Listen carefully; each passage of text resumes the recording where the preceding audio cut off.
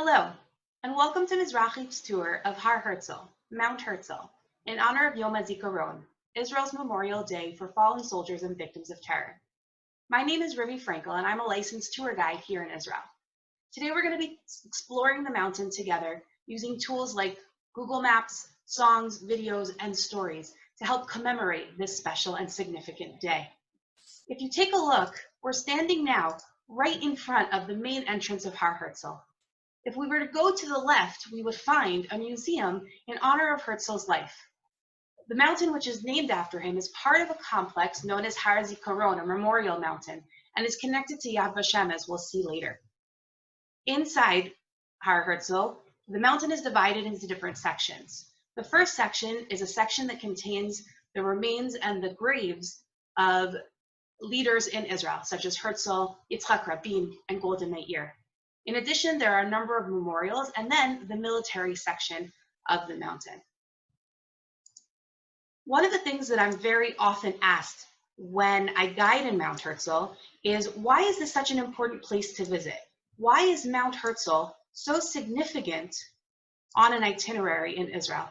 So if you take a look, now we're inside and it's very green. And in fact, one of the names that's given to Har Herzl is a Makom Chayim, a place of life, which seems counterintuitive because, in fact, this is a cemetery and it's a place of death. But when designing Har Herzl, the architects and the gardeners purposely wanted to make this a place that was grounded and rooted, that when people were to come and visit their loved ones or come and hear stories of Israel's victims of war and to commemorate victims of terror, they would be surrounded in a place that was green and was beautiful. Across the street from Har Herzl is a neighborhood called Bayit V'Gan.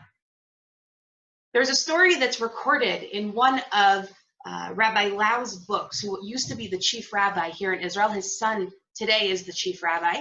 And he tells a story that there were a couple of yeshiva bachrim, of young yeshiva students, in the yeshiva of Rosh Shlomo Zalman Auerbach, who was a great Torah leader a couple of decades ago. And the students wanted to get permission from the rabbi to go up north to daven at the graves of tzaddikim, of righteous people, and they wanted to get permission before they left yeshiva. So they go and they ask the Rosh Yeshiva and they say, Rabbi, is it okay? Can we go? We're going because we want to daven and we want to pray. And Rosh Shlomo Zalman Auerbach said, well, there must be a way to pray without having to miss so much time from learning. And the boy said, but what do you mean? The rabbi goes to pray all the time at graves of tzaddikim, of the righteous.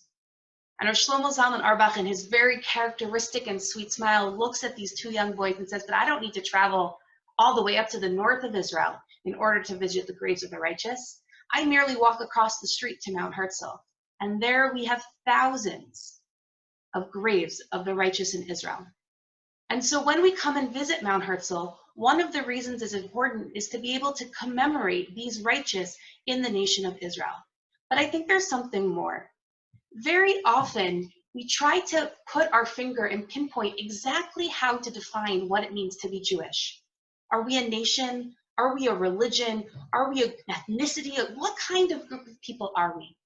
And very often, the answer that is given at the culmination of these discussions is that we are a nation that is a family, and that is one of the defining characteristics of the Jewish people. Family shows up for family. It would be nice to come to Israel and have regular tours or virtual tours of all the fun things, of the old city, and to go rafting on the Jordan River, and to climb Masada at sunrise. That's all great. But if we're really family, then we need to show up for the hard times as well. We need to be able to look at the other members of our family and say that we're here for you. We're going to take a little bit of your pain today to help you carry it. I'd like to show you a video of Miriam Peretz talking about the significance of commemorating the fallen of Israel, specifically on this Yom HaZikaron, on this Memorial Day. אני מרגישה שזאת שנה שבה אנחנו מחוברים יותר, אוהבים יותר, שעם שלם איתנו עם המשפחות השכולות. אני שומרת על הכללים, שומרת כדי לזכות להגיע להר הרצל בשנה הבאה, שומרת כדי לחיות. ומצאנו דרכים. ואחת, יש דרך מדהימה. קוראים לה מתחברים וזוכרים. לא יהיה חייל שלא נדבר עליו. זה תלוי בכם, באזרחי המדינה. כנסו, תתחברו לחייל, תהיו קבוצות, תדברו עליו. אז כי מדי דברי בו, אז זכור אזכרנו עוד. אז לא נדבר בהם בהר הרצל, נדבר בהם בבתים שלנו. As Miriam Parrott so beautifully put it, this year it is especially significant to be able to commemorate the Israeli fallen. If you're interested in learning more about the project that Miriam mentioned, you can visit their website, connect2care.ourbrothers.co.il. There are another number of initiatives in Israel to make sure that there's not a single fallen soldier who's forgotten. Some of these soldiers don't have family members that are alive to still commemorate them. There is an initiative by the Ministry of Defense at Yizkor, yizkor.gov.il, to make a database of all of Israelis' fallen soldiers. Them, in conjunction with an organization called Latet Panim, which means to give face to, soldiers who we don't have so much information about, to make sure that every single soldier has some sort of memory that is out there within the public. Their website to visit is latetpanim.org.il/en for their English page. These are all great ways that you can find out about Israeli soldiers that you can adopt this year to commemorate them. Now, before we get into the soldiers and the specific stories, you can't really visit Har Herzl without stopping for a minute at the grave of Theodor Herzl himself. Here we have, this is at the top part of the mountain of Mount Herzl. This is Theodor Herzl's grave. Now, Theodor Herzl died at the age of 44 in 1904, before he was able to see the accomplishment of his dream of the founding of a Jewish state in the state of Israel. It was later, in the 1950s, that his body was exhumed and brought here to the land of Israel to be buried. This is the top of the mountain, like we said, and if you take a look, so you have a pretty good vantage point of the different directions that you can go to. This is actually set up from a different year on Yom HaZikaron and Yom HaAtzmaut. They have stands that are put up because there are a number of public ceremonies or ceremonies that are broadcast to the public that take place here. And so you can see some of that is still set up here. But here at the very top of the mountain, we pay tribute to a man who was critical in the responsibilities of setting up the pre-state in order that we can have the state that we have today for the Jewish people. And so, of course, we need to take a minute and to express our Hakarat Tov here to Theodor Herzl. Now, we are now standing, I don't know if it's actually recording. Okay, great. We are now standing at a memorial that's called Netzer HaAcharon. It's a memorial for the people who were the last surviving remnants of their family after the Holocaust and came to Israel and fell in battle. There is a path that leads from Yad Vashem to Har Herzl with many different stops, talking about the path that the survivors took, as well as the founding path of the state of Israel after the Shoah ended in 1945. Between 1945 and 1948, there were a number of critical events that happened that led to the founding of the state of Israel. At the very end, once you've reached Har Herzl and you finished this path between the two, you arrive here at this Netzer HaAcharon memorial. If you stand here, you can see it a little bit, although not so great in the photo, you can actually see Yad Vashem. And one of the most beautiful things is that the museum exhibition building of Yad Vashem is built in a triangle. And that triangle hangs off the side of the mountain. It's as if to tell us that Jewish history and the timeline existed before the Holocaust. There was a rich, Jewish, vibrant life that existed. And that's the part that you can see from Mount Herzl, the part that echoes not the tragedy of the darkness of the Shoah, but it looks at that part of vibrant life that the survivors who came to Israel were looking to recreate for themselves, for the rest of the Jewish people, and for generations to come. There's a story about one man named Yisrael Shapiro. He had 9 children, and by the end of the war, he and his second to youngest son, Baruch, were the only remnants left of his family. His entire village had been wiped out by the Nazis, and somehow he and Baruch managed to get to Israel and were here when Israel was founded. They had a small apartment in Tel Aviv, and one day Baruch Shapiro comes home to his father and asks him to give him a blessing before he goes out to war. He says to him, "You know, Dad, I don't know how to explain it to you, but there's something that's calling me to put on a uniform and fight for this country." And without being able to actually speak, Yisrael Shapiro puts his hands on his son's head and blesses him as he goes to fight. Sitting in that small apartment in Tel Aviv, overlooking the street, one evening Yisrael Shapiro sees 2 soldiers walking up to his building. He doesn't need to wait for the knock at the door to recognize that these soldiers are coming to tell him about the death of his last remaining son. He leans against the door, hoping that if he doesn't answer it, he can just push off the inevitable of opening that door. Maybe his son Baruch might still be alive. But time did not stand still for Yisrael, and he eventually opens the door and is given the news of Baruch's death. During the funeral, there were many people that came not just to pay honor to Yisrael as a survivor, but really to pay honor to Baruch as a leader and as a friend. And despite the fact that war was raging, people came to eulogize him. And in the middle of the funeral, as one of his friends is talking and saying, "I was tired and Baruch just gave me a hand, he picked up my bag with a smile and we kept walking. I knew I could always count on him." Yisrael Shapiro stands up and slowly starts to clap. And everybody's kind of looking around and not really sure what to do. And his clapping gets faster and he begins to sing. Am Yisrael Chai, the Jewish people are alive. And his singing gets faster and faster and he stands up and he's dancing. Am Yisrael Chai, again and again and again.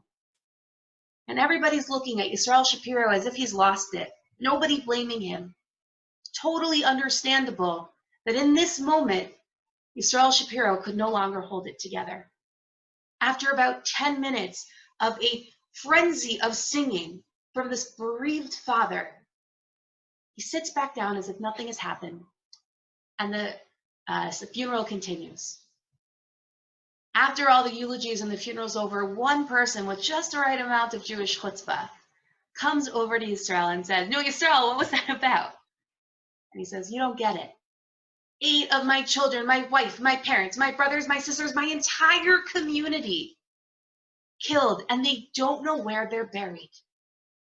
One son merited to be buried not just in a place with his name on it, but here in the land of Israel. Because he fought for Am Yisrael Chai, he fought for the Jewish people. And so in his merit, every time I come here, I'm coming here with the memory of my children and my family, in the zchut of my son Baruch, Am Yisrael Chai." We are now standing together at the memorial for Israel's victims of terror. If you take a look, the memorial is divided into sections by years, and every single victim of terror's name is etched on one of the stones found at the memorial. I was told when I made Aliyah, when I became a citizen of Israel in 2009, that even though I might have a Teudat Zehut, an ID card, that only real Israelis, or you only really become Israeli when you know somebody who has fallen in war or has been killed in a terror attack. And while I didn't necessarily agree with that personally, I became Israeli by everybody's account when in November 2015, Rav Yaakov Don was killed by terrorist fire very close to his home. Rav Yaakov Don and I worked together in a school called Emunah V'Omanut, teaching students who are coming from abroad for a year to learn Torah as well as art and music. The last conversation that I ever had with Rav Yaakov was a few weeks before he died, and we were both standing in shul in his hometown of Alon Shvut and catching up a little bit because the following year had been our last year working together in the school, and he was finishing his PhD in educational technology, and I was off tour guiding. And I said to him, you know, you're always still going to know the country better than I do, so when I need to call you up for some advice about a random trail somewhere I'm stuck, I hope that that's going to be okay with you. And he looked at me with his big characteristic smile and said, B'simcha, with pleasure and happiness. And that's really a word that I think encompasses who Rav Yaakov was. When I went to pay a Shiva call to his family, in addition to collecting letters from a number of our students, I told them that every time I came to Har Herzl, I was going to continue the message of Rav Yaakov, which was a message of not only joy, but of learning how to deal with challenging situations in times of joy. When there were terrorist attacks or when the operations in Gaza broke out, Rav Yaakov was often the one that the students turned to for comfort. He was a teacher who taught a class called Israel Now, which was current events, and he gave the students tools to help them deal with the challenges that were going on around them. So when he was killed, the students, a lot of them felt like, well, who are we supposed to go to now? He was the one that we always went to when these things troubled us. I'd like to play for you a very small snippet of a video. This video was done as a Hanukkah campaign a couple of years before Rav Yaakov was killed, in which he answers the question about what he thinks Jewish is, or what being Jewish means to him. And that's the message that I hope that I can take and give on to anybody that I talk to about Rav Yaakov, is his message about what it means to be Jewish, what it means to be Israeli, and what it means to be somebody who walks constantly, no matter what the situation, with simcha. Jewish is being a link in a long historical chain of tradition. We've now crossed over from the section that deals with the leaders of the nation, where the last two memorials that we visited were, and we stopped at the grave of Chana Senesh. Chana Senesh's grave is this one over here. It's the second from the bottom to the right-hand side.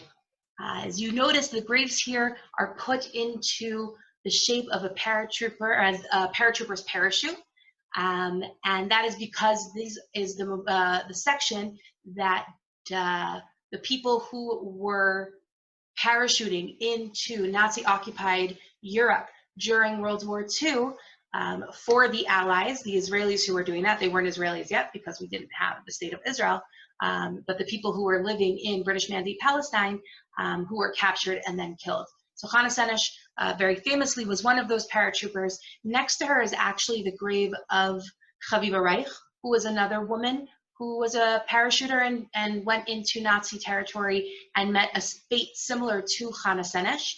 And actually the grave right behind it, the one over here, is a man whose name is Chaim Ancho Sarni. And it's an interesting story because usually when I guide in Har Herzl, if I have Israelis in my group, let's say it's a birthright and the 8 Israelis are with us, and I ask them, do any of you have stories of family members or friends that are buried in Har Herzl that you'd like to share? Unfortunately, the answer very many times, more often than not, is yes. And it's one of the most powerful moments, not just for my participants, but for myself, to hear, sometimes even without strong English skills, somebody who's willing to share the life of somebody that they've lost. And it's a very powerful experience. And so in the same way that I usually do, I said to my soldiers who are with me, the Israelis, who has anything that they'd like to share at Har Herzl? And she said, one of the Israelis, her name was Lilach, she raised her hand. She said, yes, I have a great uncle who's buried in Har Herzl. I said, great, let me know where he's buried, and then I'll make sure that we can make that it's on our route, that we'll stop there. And she said, oh, it's like near Chana Senesh. So I'm thinking near Chana Senesh, you can see behind there are graves. There are lots of graves near Chana Senesh. We get there, and after we finish telling the story of Chana Senesh and Chaviva Reich, so this girl, I turned to her and said, okay, where is your great uncle's grave? She's like, oh, this is his monument right here. And she points to this grave. And I was like, oh, you really meant right next to Chana Senesh. So what was the story? And I'm really happy to be able to tell it because when I come here, normally you see the ages. People are in their 20s in this section. And then there's a man, the one right next to Chana Senesh, who is 38 years old. And I'm always wondering what was his story, and here I had his great niece be able to share it with us. So he was actually the commander of sorts of this unit. David Ben-Gurion had given him the task of compiling a list of 40 individuals who are going to be trained to jump into Nazi-occupied Europe. And so at the very end of this list, when Chaim gives the list to David Ben-Gurion, his name was the last one. And Ben-Gurion said, no, I don't think you understand. I need 40 people. We need you here. And Chaim Ansharsarni says, no, I think that you're the one who doesn't understand. How can you expect me to put people's names on a list where they might die in action if I'm not willing to be on the list myself? If you want this list, then you're going to need to put me on it. And so indeed, he was one of the people, and unfortunately, he lost his life in action. But I am happy to be able to share that story of bravery and self-sacrifice. The story of Chana Senesh is so well known because of her poetry. Chana Senesh also jumped into Europe, parachuted into Europe. She was captured by the Nazis. She was tortured. Her mother was tortured in front of her, and she still refused to give up the location of other spies that had been infiltrating into the Nazi areas. When they brought her out in front of the firing guard to be shot and killed as part of her punishment, or the end of her punishment, they gave her a face mask, as they normally do. Chana gives the face mask back and says, when the person who's shooting me kills me, I want him to look me in the eye. Later on, we found a number of her poems, the most famous being Keli, Keli, a song about things that God should not end, whether it's the rustling of the water, the lightning. And this was turned into a song that has become very much a part of modern Israeli culture. And so I'd like to share that song with you now. Eli, Eli, shelo yigamer leolam, achol ve'ayam, rishro shel hamayim,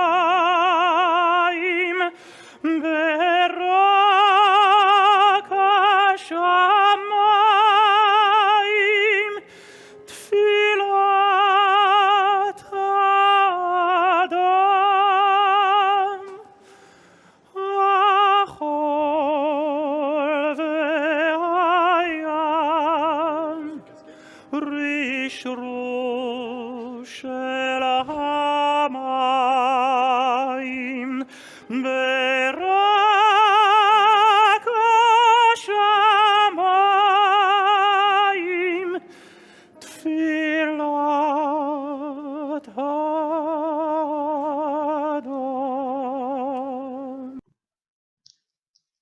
This year is the third year in the 13 years that I've been in Israel for Yom HaZikaron that I haven't been able to go to Har Herzl.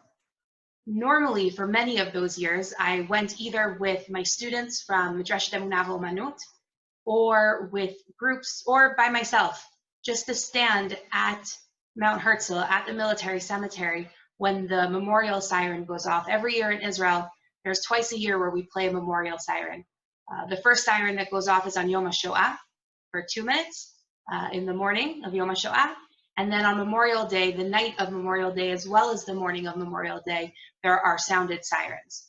And so to stand in silence with really the nation, that's what it feels like at a military cemetery, for me is a moving way that I can be inspired, but also pay tribute and hakarat tov, gratitude to all of those grieving families and those that lost their lives. When I would go with the seminary students, so the head of the seminary, Rabbi David DeBow, would bring us to meet the Friedbergs. The Friedbergs were the parents of Yoshua Friedberg, who was killed in battle, and he was a Canadian.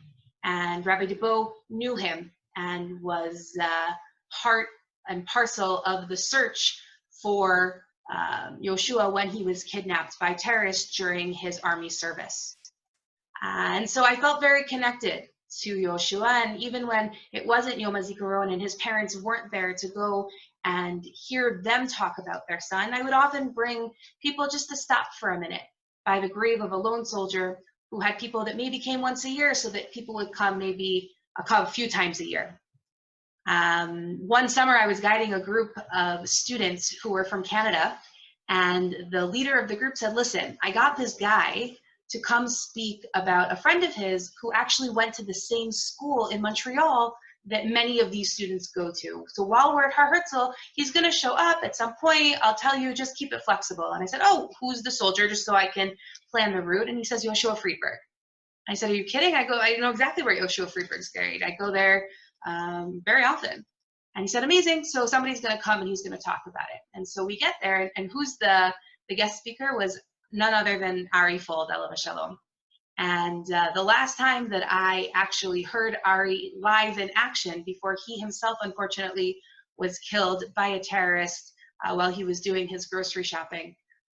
He was stabbed and heroically saved other people in his last moments of life. I got to hear Ari's perspective of what it was like to live through searching for Yoshua and then burying Yoshua. And I videoed it. I don't know why. I have experiences often where I hear firsthand accounts, but there was something that really, you know what, this is something worth videoing. And so I videoed Ari talking about his very good friend, his brother in arms, Yoshua. And when Ari was killed, and I unfortunately wasn't able to make it to the funeral, there was so much traffic, it was really hard to get there. So I watched it live online. The way that Ari spoke about burying his best friend echoed in my head about the way that so many people felt themselves about burying Ari, and the echoes of Ari's own words gave me strength, as sad as I was, and as sad as so many people were. And the unbelievable idea that something could have stopped Ari was exactly how he spoke about his friend Yoshua. And so I'd like to share a section of that video of Ari sharing his own experiences and telling us a little bit about the very special person that Yoshua Friedberg was. Not in the back of our mind did we believe or even think about the possibility that he was kidnapped. And then they said to us, we're starting search parties. I'm like, yeah, all right, we'll go to the search party. We expected to find him, sitting on the side, drinking some coffee. Hey guys, I took a break, which you would never have done either. But the nightmare that we lived after that day could have never been foreseen beforehand. It was pouring rain. It was Purim. There was no Purim for me that year. Not because I was sad, because I don't remember it. 3 days we were searching in the pouring rain. There were thousands, tens of thousands of volunteers. And on the third day, we're walking up the hill by Shoresh between Yerushalayim and Tel Aviv. And our medic, Moshe Bazel, screams, Matzanu, Matzanu. Found him. Like, yeah. We run over. I look down on the floor in the mud. And there's Yoshua laying on the floor face down. We rolled him over. And we jumped on top of him trying to pound his chest. I'm not going to get graphic. It wasn't a very pretty sight. He wasn't killed 4 hours ago. He was dead already for several days. I lost a part of me that day.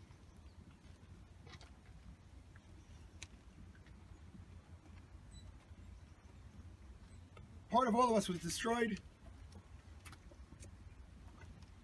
And there's no bringing that part back. There's no fixing that part. There's no putting a Band-Aid on it. It doesn't get easier, it doesn't get better. I will tell you that every time the siren goes off on Memorial Day,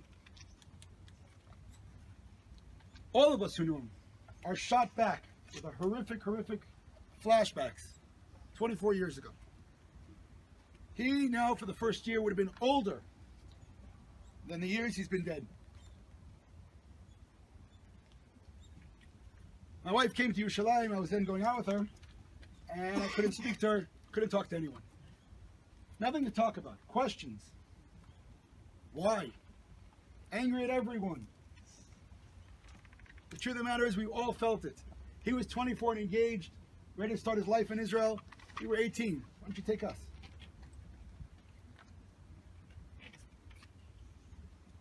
The funeral had hundreds of thousands of people in the streets of Yerushalayim. And if you wanted to know what Yoshua stood for, the newspaper, the Israeli newspaper, the headline, I think you've never seen a headline like this in the Israeli newspaper before. it said yeshiva students, ultra-Orthodox, soldiers, and secular Jews walk Yoshua to his last respect. That's who he was. There was not a single person from any camp in Israel that had anything against him. I mean, I could talk here for hours, which I won't do, about him and the stories that you'll hear about him, and not after he was dead. We knew it before. I will tell you that we found his diary afterwards.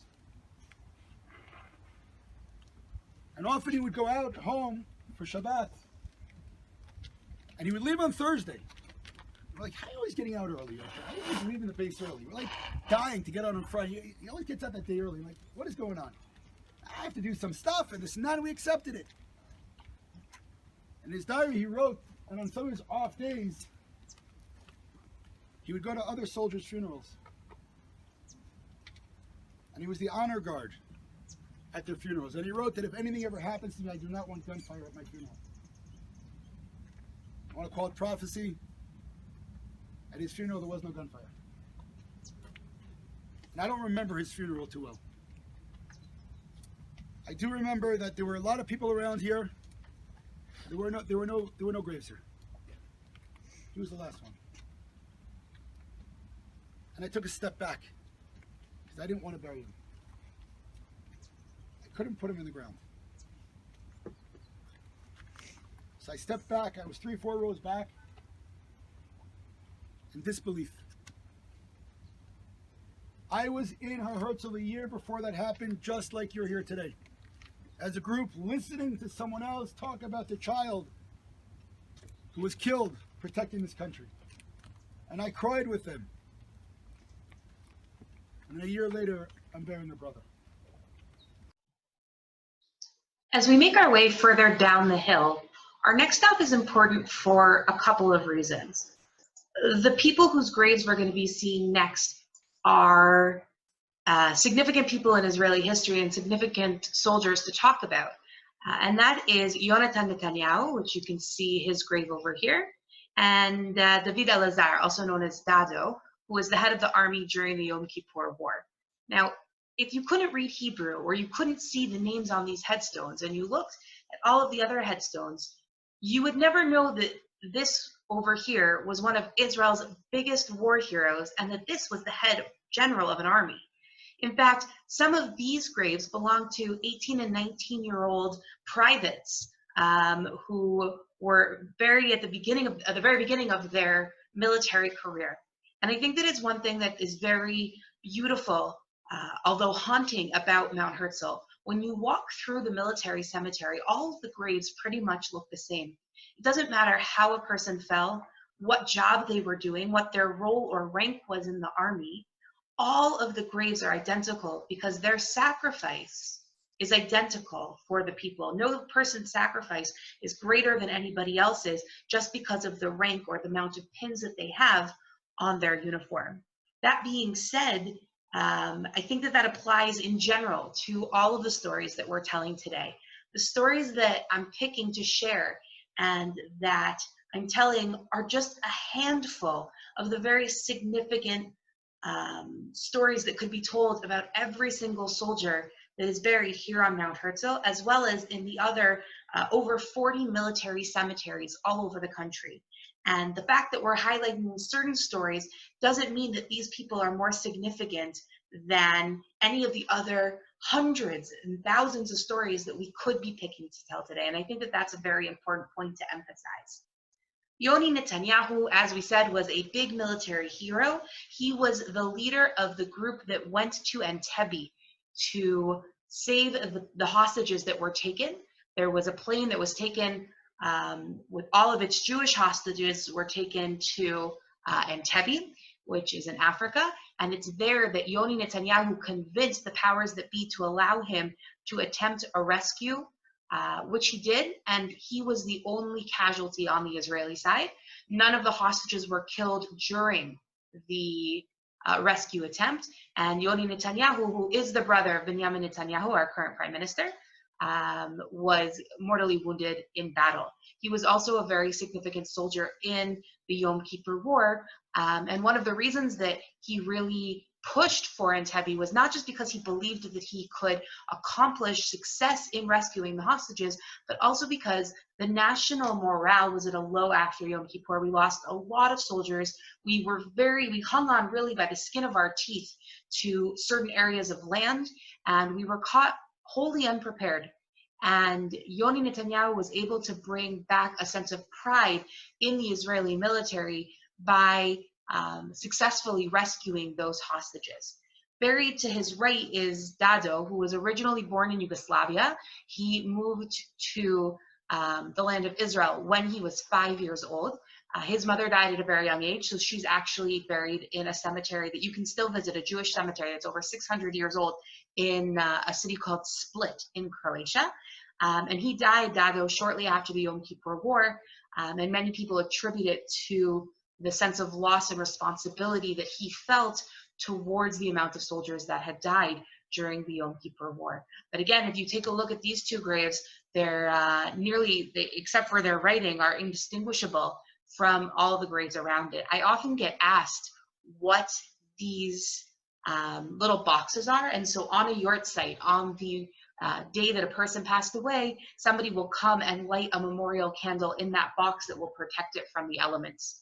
This headstone is called a karit, it's called a pillow, and it definitely does take on that as well. And the other thing that's important to notice about the grave is that in a number of graves, you will see stones. In Judaism, we have a tradition of placing a stone when we go visit a grave for a number of different reasons. First of all, stones very often are circular, and it represents the circle of life. Stones don't die. Flowers and wreaths are beautiful, but they wither away, and a stone is much more eternal and represents the eternality of a soul. One that I like that has to do with the Hebrew language is that the word for stone in Hebrew is even, which stands for Av, Ben, and Neched, father, son, and grandson, or Ima, Bat, Nechta, mother, daughter, granddaughter. And it's also a symbol of this circle of life, that life continues. Our next stop is really just right up the stairs from this section. It's in the same Izor Dalid, so it's the fourth section, and it's just one flight up, and that is the grave of Michael Levine. As you'll see, Michael Levine's grave has become somewhat of a shrine for many Americans and youth from abroad that come on, whether it's a birthright or a school trip or their own trip, and they come and they pay tribute and they leave many different forms of memorabilia at Michael Levine's grave. Michael Levine was a lone soldier who, in 2006, during the Second Lebanon War, was on extended leave at his home in Pennsylvania. And he hears about the Lebanon War, the Second Lebanon War erupting, and he flies back to Israel to defend his country. Michael had an indomitable spirit. When he first came to Israel, he knew that he had come and that he wanted to make aliyah and to join the army. And so he goes to the Shkat HaGius, to the drafting office, and he goes to the front door and says, "Hi, I'm here to draft." So the person at the front door says, "Well, where are your papers?" He says, "Well, I don't have papers, and that's why I've come." And the soldier at the door says, "Listen, when you have papers, come back." He's like, but stone-faced, the soldier at the door didn't really give him any more information.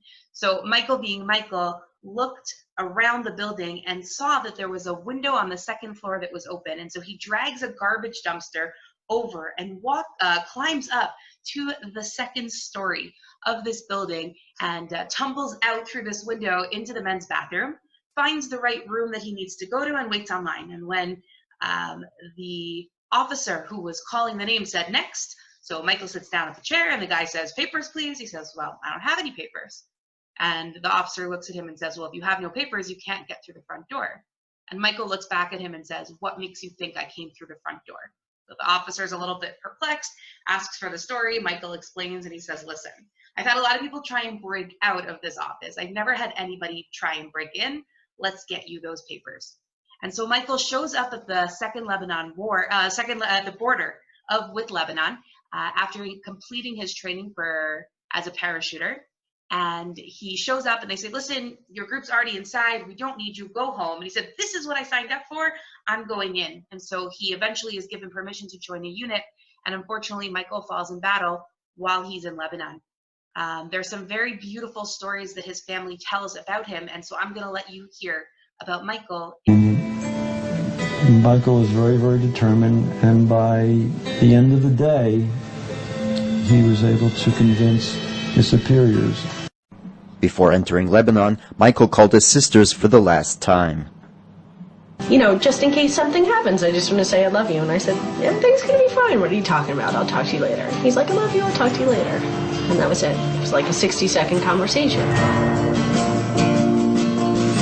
He said to me, just saying he was going into Lebanon, and to know that if anything happens to him, he will always be with me. And then he said, I'll talk to you later. But obviously, I never did talk to him later. It's a dream come true. Something I've wondered since I was a little kid. It's something no words could describe what it means. Michael's desire to defend the land of Israel. My father was a decorated combat veteran of the Second World War, and Michael was named after him. Michael's Hebrew name was Melech, which means king in Hebrew. Hey there, what's up? It's your brother.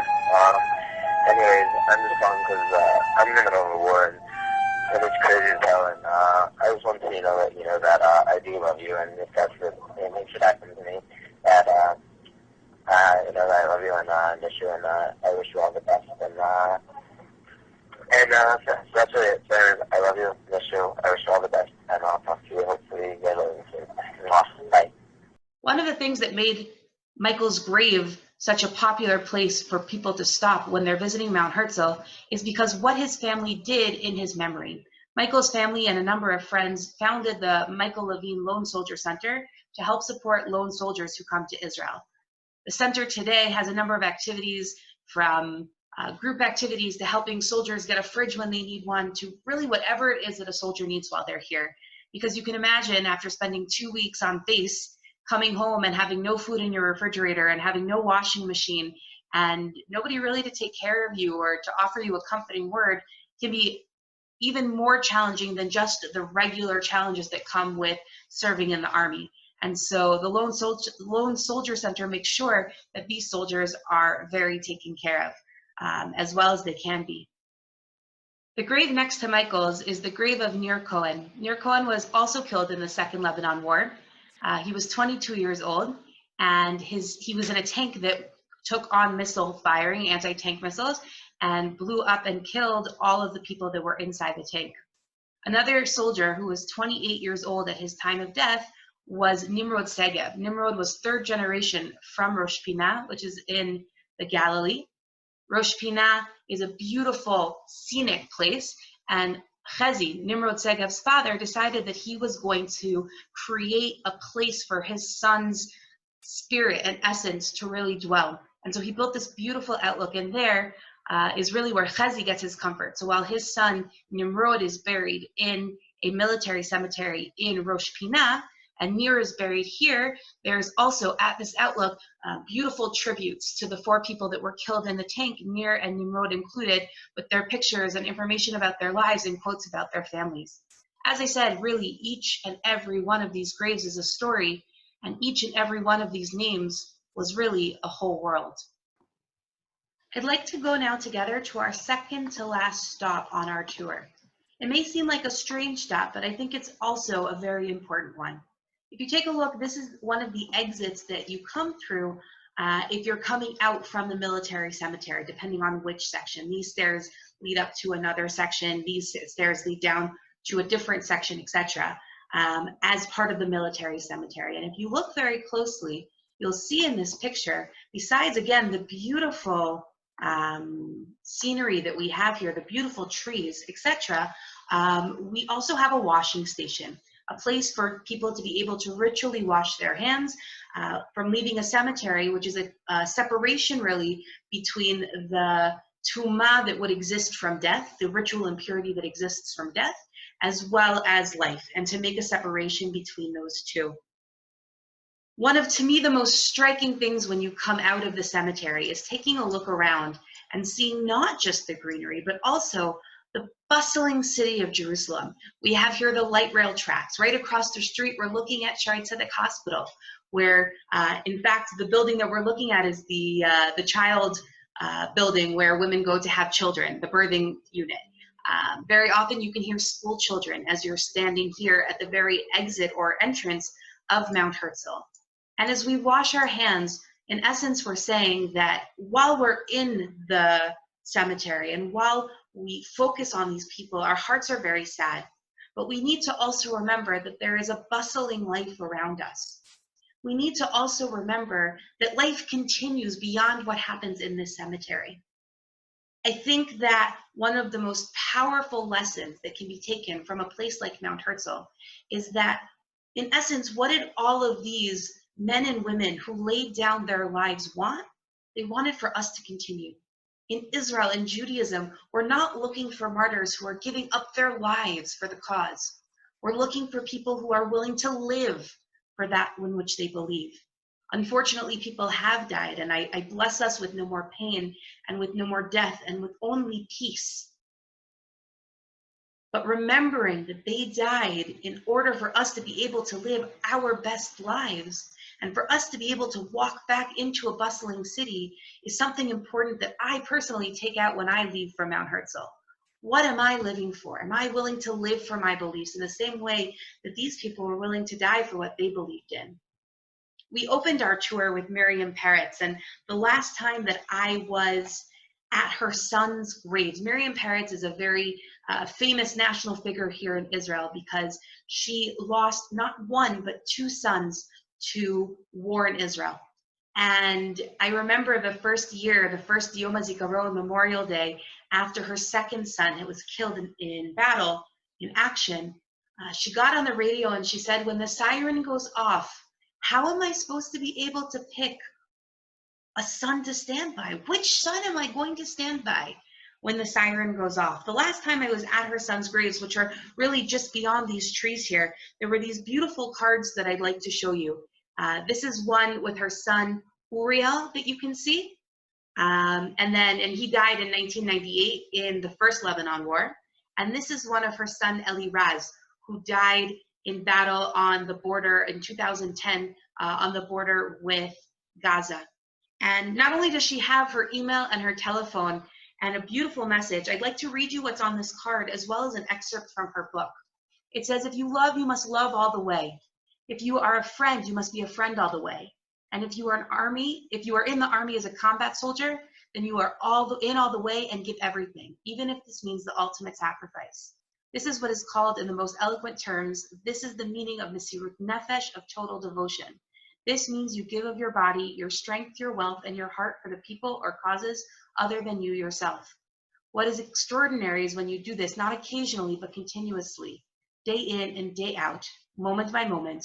O Lord, make me a vessel of your will. With all the thorns and plants that scratched and bruised my body, you could build a flower bed feet by 3 feet, but not just ordinary thorns. These are the thorns of Eretz Yisrael. Miriam writes in her book about her name Miriam, and she says, it contains all the elements of bitterness, ma'ar. It also contains Mary, which means rebellion. It has a bit of the calm sea, yam, as well as some of the things that lifts upwards, merim, and perhaps this expresses hope. It also recalls the biblical Miriam, with whom I strongly identify myself. She was the sister of the great leader Moses, and the one who protected him.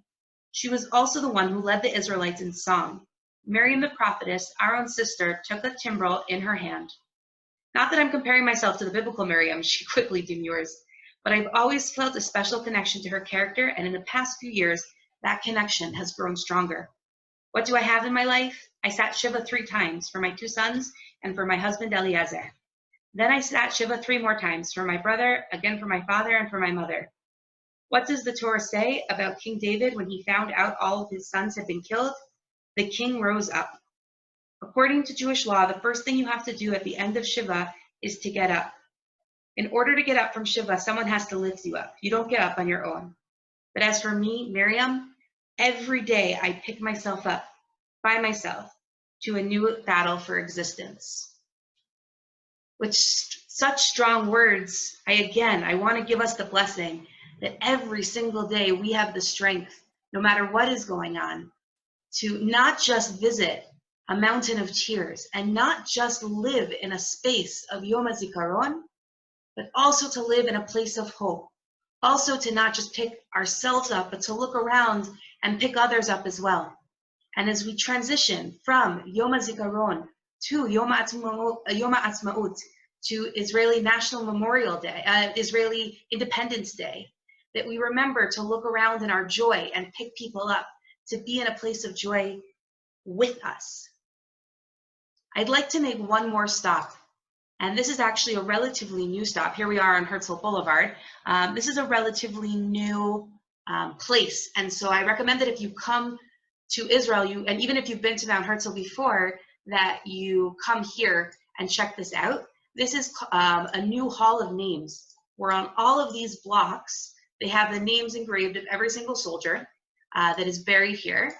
And they have screens in the hall where you can actually learn about all of the different soldiers. I'd like to take this time to thank you for exploring Mount Herzl with me and with Mizrahi. I wish you a day of reflection, a day of blessing, and tomorrow, a day of celebration.